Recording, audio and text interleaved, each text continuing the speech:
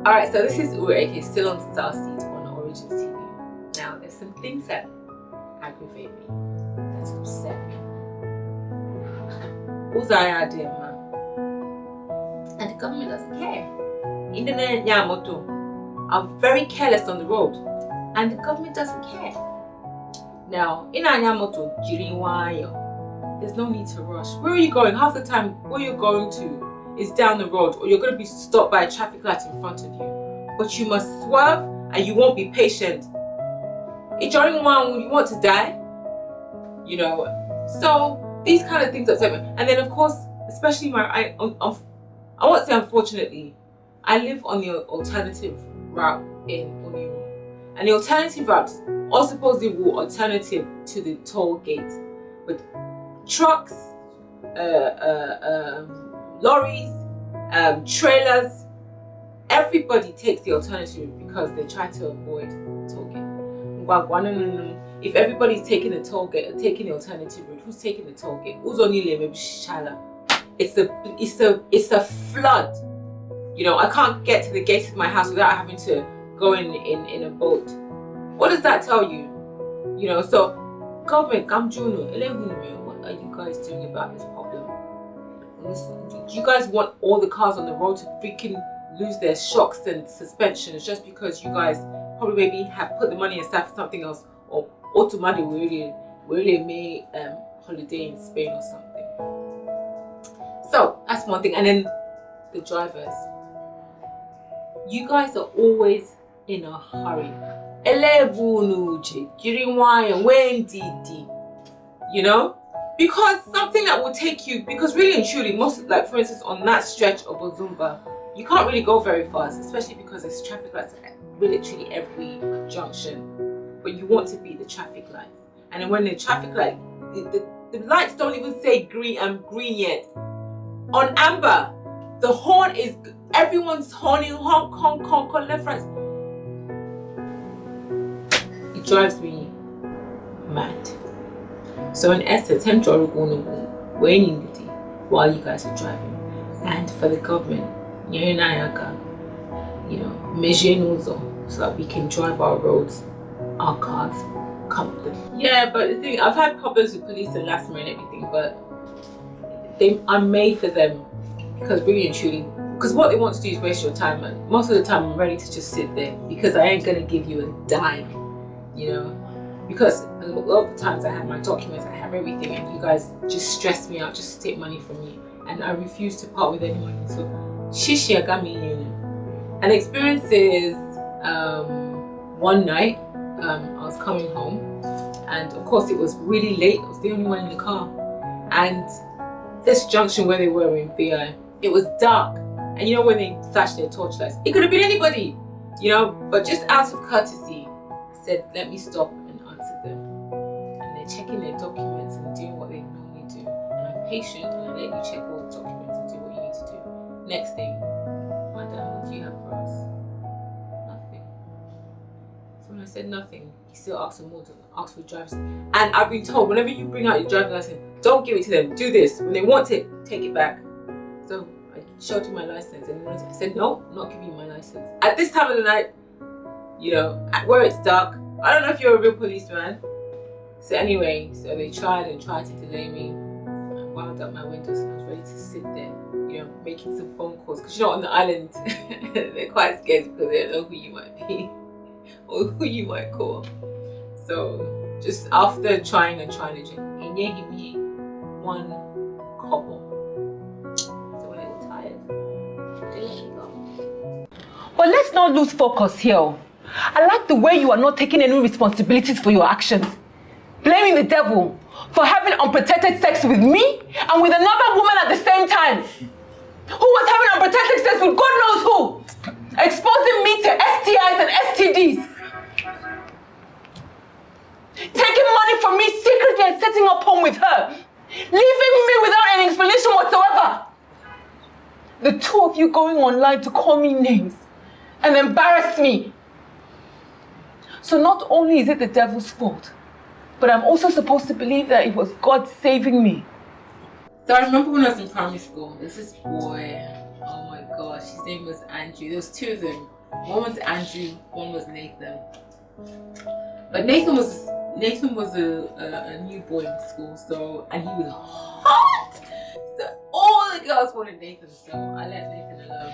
But Andrew was sweet because every time when it was playtime or we had a break, me and Andrew would play together in the playground. So I remember when my granddad died. So we have this tradition when the grandparents die. I think it's the grandparents or parents or something. But my granddad died, and we had to shave our hair. I remember it's probably about 8 years old. Yeah, 7 or 8. Then we had to shave our hair. So we went home, and my mum, imagine in the UK shaving your hair at that age. Like, what is my business? The man's dead, he's dead. You're the one that needs to shave your hair, not me. What are you shaving my hair? I'm only 7 years old. But anyway, my mother shaved her hair, and I was so embarrassed going to school the next day with shaved. And I say shaved, I mean shaved, not low. I mean shaved. You know. So imagine going to school the next day with your head shining. So I was like, how's Andrew supposed to see me like this? So I wore a cap. So there was this, I had a rival. Imagine at 7 years old you have a rival. This white girl that always also wanted Andrew. So she knew that I had nothing underneath the cap. So me and Andrew was in the corridor talking. And then maybe because she wants to take Andrew from me and make me look ugly in front of Andrew. So while talking to Andrew, she snatched my cap off my head. And Andrew saw my shining head. I don't know if it was ever the same after that. So I think the love between me and Andrew kind of died after that. Yeah. Mabel. Yeah? I knew it! So, you are the tiny little rat that's trying to steal my Jide from me. My darling, guess what? He's not with me because I insist, but because he wants to. You hear me?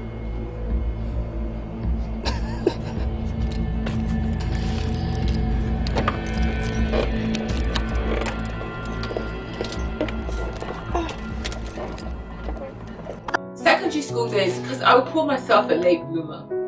And the reason why I say I'm a late bloomer is because I don't think I started to really, really like boys until much later in my late 20s. Like, I'm talking about maybe 20, or maybe my mid-20s actually, from 26, 27. You know, because that's when I probably maybe really started to pay attention to guys. Because prior to that, I couldn't be bothered if boys existed or not, because they didn't mean anything to me. You know, but I think when I met someone in secondary school. He was alright, but he left, and then that really was it. And then of course I had my proper boyfriend, I think probably maybe at 26. And yeah, then I could say yeah, I don't know if it was love or lust, I don't know, but yeah, there was someone there, and it was nice. It was nice to have someone to call you, and someone that you call. You know, someone that tells you I love you and you say I love you back. You know, go out on dates. But when he broke my heart, I think probably I learned that this love is really bittersweet. You know. So, but that was nice. I think that was when I first started to understand the concept of really liking somebody so much that you wanted to spend all your time with them. My mom was very strict, and I think because growing up with a single parent, she was very protective of me and my sisters, and we weren't really allowed to go out as much. We weren't really allowed to bring friends home, you know, so she always had an eye on us, always wanted to know what we were up to, what we were doing. So, and I think I probably have still a bit of that in me. Like, you know, I'm very disciplined naturally, and if I'm doing a job, it's got to be detailed. You know, I don't cut corners, you know, and I'm just very straight. And because my mom's very straight talking, she does She doesn't say it to not to hurt your feelings. She says it. If it hurts your feelings, it hurts your feelings. You know, and sometimes I could be direct like that as well. I'm very comfortable in leggings and trainers and a tank top. You know, wearing heels these days is probably maybe because of this whole entertainment thing, because it just gives you, you know, this touch of elegance and stuff. Otherwise, I'd be in trainers, sneakers, slippers every day. Because that's my comfort zone. That's what I'm more comfortable in. Because of my fitness lifestyle as well. I just like to be comfortable. I like my clothing to be really comfortable, because I may just break out in a squat or burpees wherever I am, you know? I just like to be comfortable. So fashion for me has probably maybe kind of evolved in my life because of my background, or should I say because of what I'm now having to do as an entertainment person. Because you know that you're constantly being watched. Like even there was one day I went to the shop, no makeup, I didn't have any hair on my head, I just had plaits all to the back, and I just had slippers on, and I could notice some people were looking at me funny, you know, and they're probably looking at me like, is everything okay? Oh, she's okay. That's because I'm dressed down. So now just going to the shop, I have to dress up, because you don't want people to look at you funny and think maybe, you know, there's something going on or there's something wrong. So, but having said that, I'm still a trainers, leggings, and tank top or t-shirt kind of girl. How do people perceive me having an accent? Well, I think I think the novelty has worn off, because obviously, you know, I'm not brand new. You know, people who know me, and I'm sure a lot of people know me by now.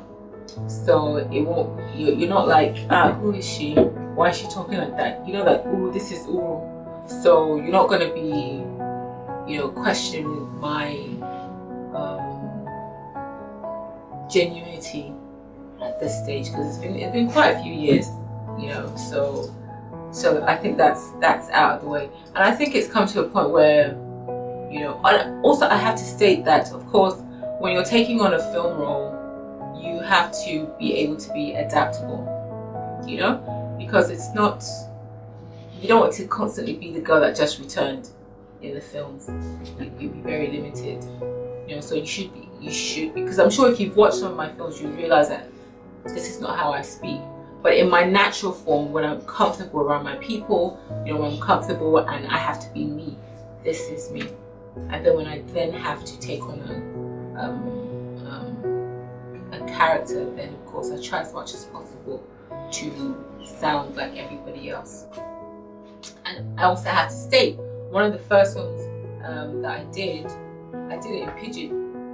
It was called Lucky Joe, produced by OB. And I think people have accepted it that, okay, this is, you know, if you have a problem with it, if people still have a problem with it now in this present day, then there's nothing I can do for you. You need to sort yourself out. Some people didn't say it, but you could feel it. Some people were brave enough to say it. You know, some so-called lead actresses were brave enough to confront you. And, you know, I found it comical. I found it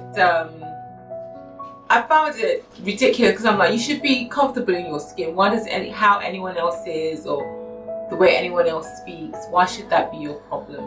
But you could really see that some of them really didn't like it. And now I watch you, some of them now, you can see some of them trying to speak different. So why are you pushing to speak different? I thought you didn't like it. You know, you should come to me for some classes and I'll teach you. You know, so yeah, so I think everyone's just got to the point now where they're like, okay, yeah, whatever, that's how she is and stuff like that. But in the beginning, of course, it wasn't that way. You know, there were quite a few people who were quite confrontational, who didn't hide the way they felt or how irritated they were.